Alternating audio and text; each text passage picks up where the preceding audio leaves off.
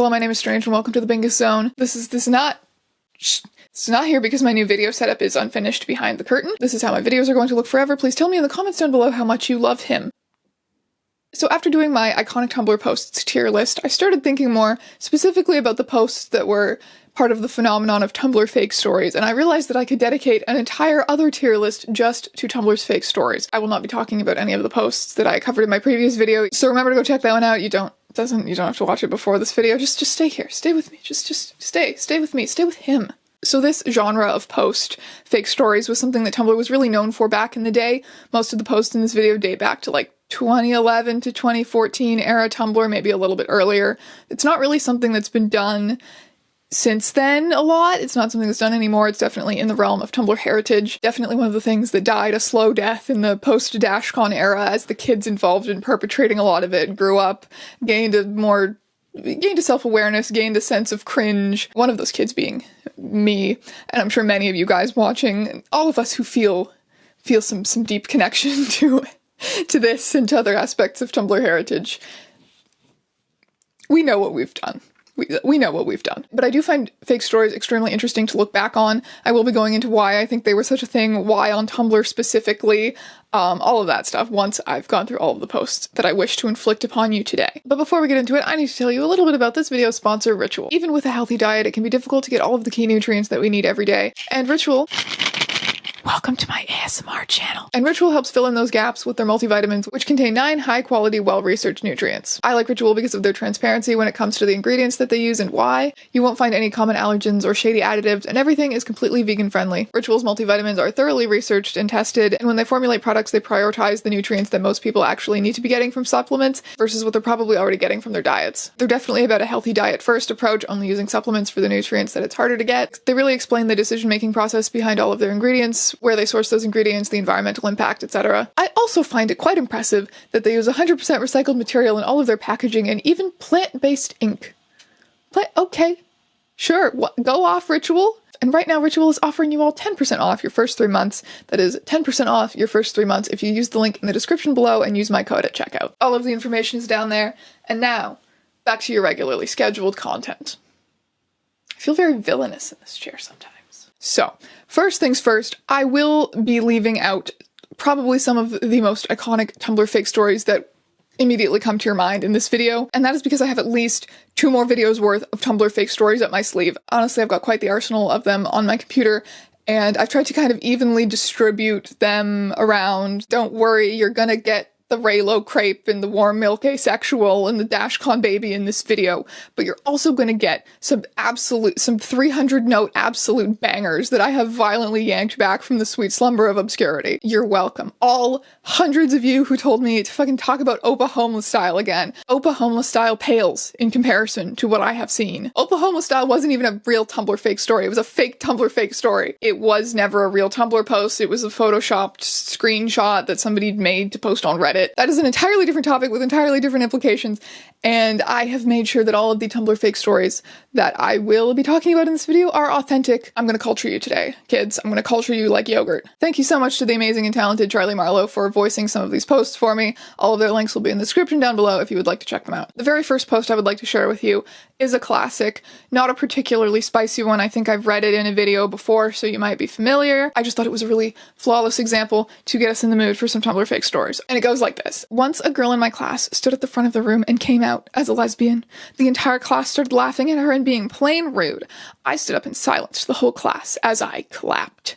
Then, when everyone went silent, I also came out as a lesbian. The girl smiled and ran over to hug me, thanking me for getting them to stop. We became friends and I soon developed the biggest crush on her. I asked her out and she said yes. She said the same reply to me today when I asked her to marry me. This one is just a glass of warm milk, but that is how I wanted to start this video, just dipping our toes in. The next one is the Dashcon baby. At Dashcon, a late-term pregnant lady, there for a writing panel, I believe, arrived, and while going around the event, her water broke around 2 months earlier than expected, and she began to go into labor. There was a huge traffic jam because of, Dashcon? Conflicting vibes between calling it the event, as in like to deride it for being Dashcon, I assume, and then Apparently it's shutting down a whole city with the traffic jam. Driving to the hospital was out of the question, so they called an ambulance. The thing is, because of the traffic jam, it took over 40 minutes and she was going into labor now. A nurse in training there took over and had to deal with the woman, so they took the ball pit, the best thing they could think of in the most empty area, cleared some balls away, and had to use that as a surface to deliver the baby.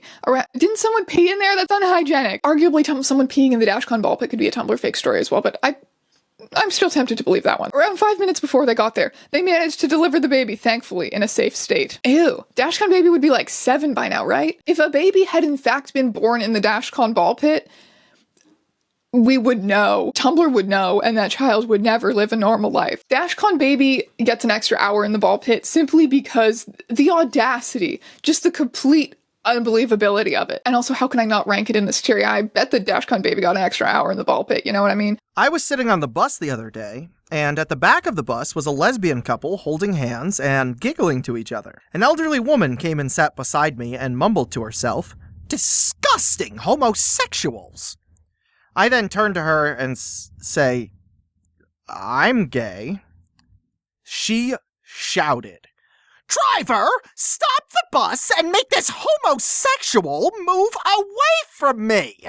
The driver, a big Jamaican man, stopped the bus and pointed towards where me and the woman were sitting and said, "You, off of the bus!" I'm not comfortable with not doing a voice to distinguish that I'm doing another character, and I'm not comfortable with doing a Jamaican accent, so we arrived at do the wrong accent. At first, I thought he was talking to me. When I questioned if it was me he was asking to get off the bus, he replied, "No, her," and pointed at the woman. And the driver said, "My son is a gay, and I will not allow homophobes onto my bus, and the bus will not move till you're off." The woman then got off the bus and said, "You're all going to hell." "Well, I'll see you there, as you're not getting into heaven if you can't accept that some people are gay." He then closed the bus doors and drove off. And that bus was the Down with Cis bus. This is a prequel, I think. You know, we start with kicking homophobes off, and the next thing you know, it's downhill spiral to the Down with Cis bus. Extra hour in the ball pit for the anti-homophobia bus. I'm a 14-year-old girl. I've just selected 3 Led Zeppelin CDs and headed to the counter to make my purchase. The cashier is a middle-aged man. Cashier. "Are these for your dad?" "Actually, no. They're for me." The One Direction CDs are over there." Points. "Yeah, well, I hate One Direction. I much prefer Led Zeppelin. But girls your age are supposed to like One Direction." "Yeah, well, I don't. I like Led Zeppelin." "It is obvious that you have some kind of mental problem. It's not normal for girls your age to like classic rock." The manager has now approached the counter. "To cashier, you. To my office now. To me. I'm sorry about that. He shouldn't be talking to you that way. Personally, it's great to see kids your age that appreciate great music. He gave me 50% off for my troubles." Always amusing to see agists grapple with seeing their feeble assumptions contradicted before them. So this post rang some alarm bells for me, mostly because of the URLs. You will see the OP is feminist rocker, and the person who responded, assuming that this very believable and inspiring story was true, is called "I Support Youth Rights." And I'm thinking, we have an Opa homeless style situation on our hands. This is not a real post. This screenshot, so I did my digging.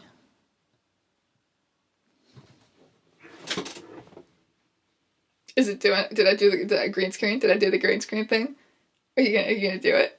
This post is a real post. It's from 8 years ago, and I Support Youth Rights is a real blog, and we're last active in September 2016. Now, because I support youth rights, this post gets an extra hour in the ball pit. I also love that no adult person has ever spoken like this, ever. There are no old men gatekeeping Led Zeppelin at the local store. It's a band that has always been extremely popular. Today, I got detention for standing up for what I believe in. Teacher, write down 3 things you dislike about yourself. Me. Sits there. Teacher, Kiara, why aren't you writing? Me. I can't do this. I will take a 0. Sorry. Teacher, why? Because I refuse to promote self-hate. Because some people in the world can fill out 20 of these, front and back, with no blank spaces, and this can trigger someone.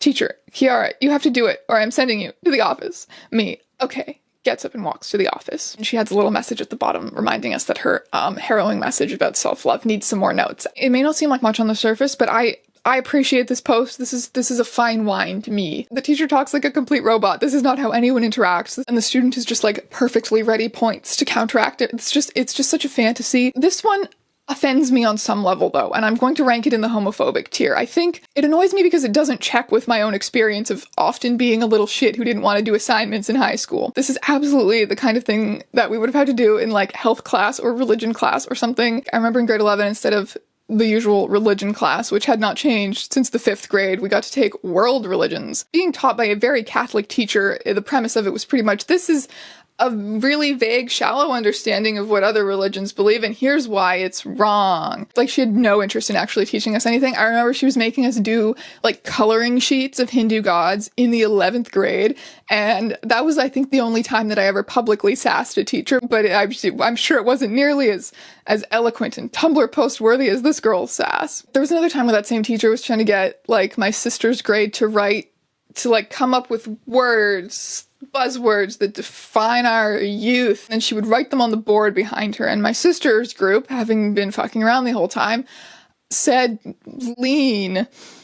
I don't fucking know what goes through a 9th grade brain, okay? So this teacher writes on the board behind her, lean. And she's like, what does that mean? So what I'm saying is that this post offends me and belongs in the homophobic tier because it is not true to life of what being a shit in high school is like. And this girl needs to step up her game. Oh my god, so I was band merch hunting at Hot Topic yesterday, and it was busy, lots of other folks in the store looking around, when all of a sudden, the intro to Welcome to the Black Parade came on. Literally, the whole store went silent. It was like 20 emos holding their breath at once. They changed it mid-song because I think someone was about to start crying. This one's the most believable so far, in my opinion. I like this post because it brings me back to a simpler time. And if I saw it cross my dash in the year of our Lord, 2021, I would exhale audibly from my nose in appreciation of this post, but I think in comparison to Dashcon baby youth rights, I think it has to rank as just a glass of warm milk. I enjoy a glass of warm milk. Speaking of which, The time I publicly destroyed a bigot in Starbucks. This might sound fake, but I assure you, my life is stranger than fiction. Me, minding my own beeswax. I'll get a large warm milk, please. Some guy, under his breath. Warm milk? Get a life. They don't even sell that here. Actually, yeah, we do sell warm milk. Does that bother you? Imagine actually drinking that. I don't have to imagine. Notice his ace pin? Oh, so you're an ace gut? So you don't get laid? That figures. Yep. I'm a proud ace-git, and that has nothing to do with my preference in beverages. Did you seriously just call that person an ace-git? What kind of world are we living in? Yep, I'm used to it, though. That's what you get for being openly asexual, it seems. I'm literally a gay man. I won't let you Jesus freak aces shame me for having gay sex. People like you are hurting my community. I'm gonna go have sex with my boyfriend. Buddy, you were the one shaming me for buying warm milk, and now you're shoving the image of sex down a sex-repulsed ace's throat. Not a good look. And yes, I'm a proud Jesus freak. I've been an out asexual woman since the 80s, and let me tell you, Mr. Gay, we have done nothing but further acceptance for your community and carry your community on our backs. You have the nerve to talk down to an asexual elder? Really? Throws water on the bigoted guy. Well, I might lose my job for this, but at least I can say it was worth it. I hate asexuals and asexuality! You are not even human! It's going into Dean. Dean supernatural territory. Another warm milk, please. On the house. I think I'm owed it. You know it. we as a Tumblr do not need Opa Homeless Style to be real when we have the warm milk post This post is my favorite post that I discovered while researching for this video. I like this post. I like that this post has been added to my life. My school's a rival school is on lockdown right now because someone put weed in the vents, and so everyone is slowly getting high. Oh my god. I guess now you could call it a high school. Weed doesn't work that way. I'm so tired of the lies on this site. I'm sorry, you're telling me I can't get high if someone puts weed in the vents? I was planning to put weed in the vents in my house tonight. There go my Friday night plans. I think weed in the vents is moving up to super hell complimentary. I appreciate weed vents. It's got spunk, it's got uniqueness, and again points for sheer audacity. The time furries ruined my little sister's high school. I'm breaking with my usual format of no caps, no punctuation, because I bring you a story of horror and ecstasy. This story is relayed to you through the lens of my prose, but the events described come directly from my little sister. Some motivational interpretation is present on my part. This is the tale of Pelzignacht, also known as Spastic Furry Shit Show 2K15. The first thing you ought to know is that this takes place in a high school.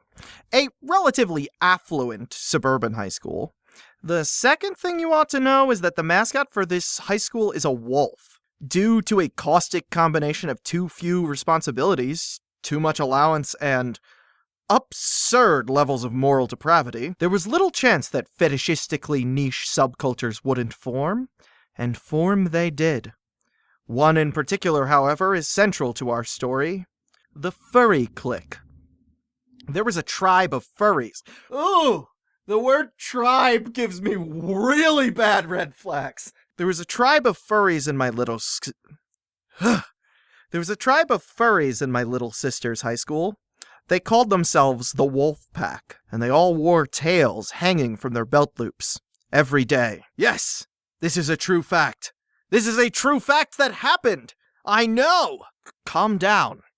It gets worse. The vast majority of the rest of the school was sane at least, and they tolerated the depraved troop of degenerates for quite some time with little incident. However, given the opportunity to socially torment a pariah on the basis of shits and giggles, you can be assured a high school boy will eventually take it. An especially volatile male furry got separated from the pack one day at lunch. Sensing the tangy wafts of basement dweller sweat and stale semen on the air, a rambunctious herd of sophomore boys descended upon him, a ravening mass of cruelty. Within instants, the furry was divested of the fluffy treasure which dangled faithfully from the back of his mom jeans, and the ancient secondary educational torture rite of keep away began. From my understanding, this didn't last all that long. Doubtless, this was due to the presence of adults, such as any responsible institution keeps on guard during feeding hours. However, it apparently lasted too long. Emotions which once had laid dormant in the furry were awakened. Raw rage surged through his veins. He put on his grumpy face and began, darkly and magnificently, to pout. He had tapped into that bottomless well of righteous umbrage. Shut up! I hate you! He tapped into that bottomless well of righteous umbrage, accessible only to those who garb themselves with the wild's veneers, that vast reserve of unceasing murder violence that comes to the faunically inclined. He had the furry fury in his blood, and it wasn't going to leave without action. Somehow, by some mechanism which has been left unclear to me, this furry lad made it perfectly clear to the populace that he was going to bring a gun to school the next day, and murder the absolute fucking shit out of just like everyone. This is why you don't activate the trap card and unleash the furry fury. Alright, plot twist. He actually brought the fucking gun! He brought it! Administration had been made aware of his impending normie holocaust, of course, and his personal Columbine was cut short literally just past the doors to the school.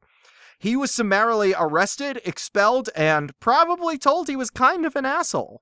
Not necessarily in that order, but this wasn't to be the end of the story. A furry doesn't just bring a fucking firearm to a public institution of learning with the intent to enact some radical bloodshed on you and your friends. A furry doesn't just bring a fucking firearm to a public institution of learning with the intent to enact some radical bloodshed on you and your friends without stimulating within you the baleful trumpets of the bigot's irascible disapprobation of the bête noire, thus triggering irrevocably the inception of Societal Cleansing Act 2, Electric Shoalu.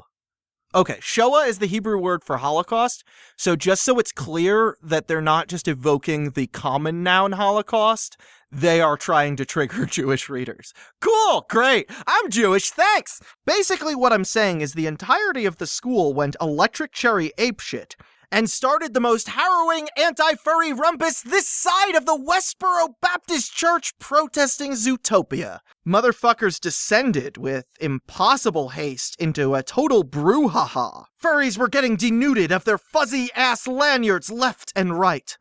But this is where the story kicks into obscene Tempest hyperdrive, just in time to finish. There was one particular female furry who was utterly invested in the cause, to the extent she had terminated all relationships with anyone who wasn't also a furry. She had apparently harangued her poor, clueless mother into sewing a tail onto every single pair of jeans she owned. Knowing furries, I can't imagine she owned that many different pairs of jeans, but I digress. With this kind of dedication to the scene, one can only suppose that she was basically the alpha of the wolf pack. Wow. It turns out that even using their terminology makes me feel somehow dirty and less human. Who knew? Anyway, sensing a heretofore incalculably magnificent opportunity for japery, and taking advantage of the complete breakdown of order within the halls, some irksome rapscallion took it upon himself to rip the tail off the back of her jeans.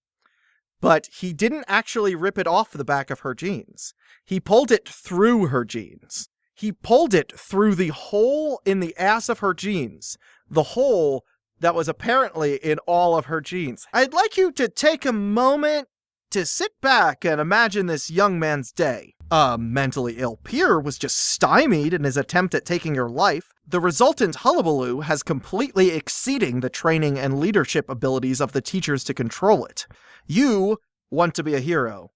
You want to detail the alpha.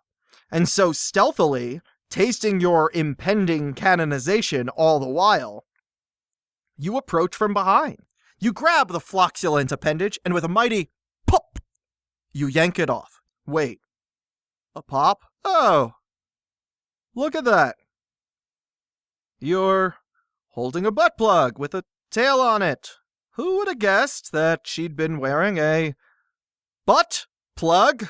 Only, I don't know, every single day to the point where she had holes in her clothes specifically for it? It's my understanding that the face-rending hysteria which thereafter ensued prevented classes from getting anything done for a fair couple of days. TLDR, some kids tormented a furry until he tried to go full-scale school shooting on their asses.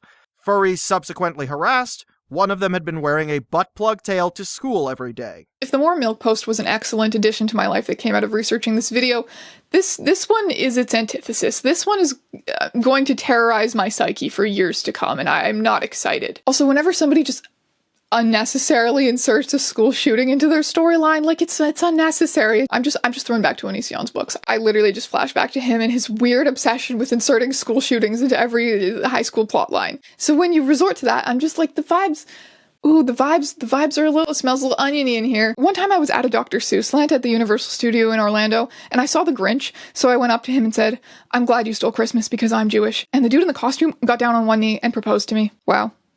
All three of the Jonas Brothers.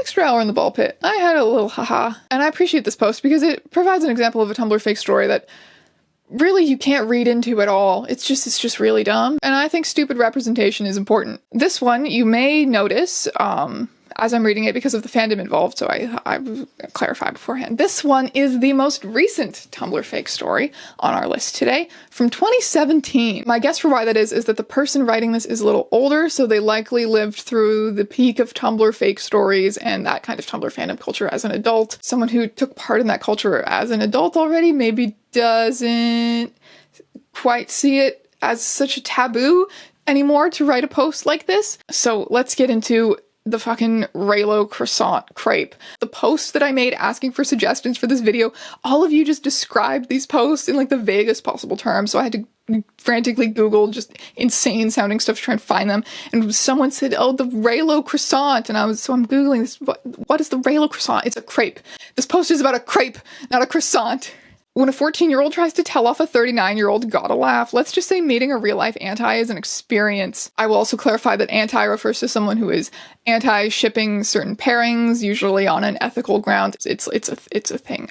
We're not today. So I'm in the toilets at the market I work at, washing my hands, minding my own business, and I notice this young girl at the taps looking me up and down and scowling. Note, I'm wearing my hair in 3 buns and I have a Kylo Ren tee on. So I'm like, is there a problem? And she says, are you fucking Reylo? And I'm like, geez, what gave it away? Because I have zero chill when it comes to these smart-ass teens. And she starts going off her nut at me, screaming, literally screaming, all the usual. Reylo is abusive, racist, blah, blah, blah. Now she's so loud her mom comes running in from outside to see what's going on. I just turned around and said, I don't know who you think you are, but how dare you talk to me or anyone like that? Her mom just hit the roof at her, telling her off in front of about 10 other market workers for her yelling, swearing. Is she in the staff bathroom? Yelling, swearing, having the nerve to yell at an adult she doesn't know like that. And then her mom finished with the classic line, what did you think was going to happen with Kylo and Rey? Of course that's what's going on. So she not only embarrassed herself, she got in major trouble, and I find out her mom ships Reylo. It was a great start to the day. Fucking legendary. I can't even breathe. I'm crying, OMG, haha.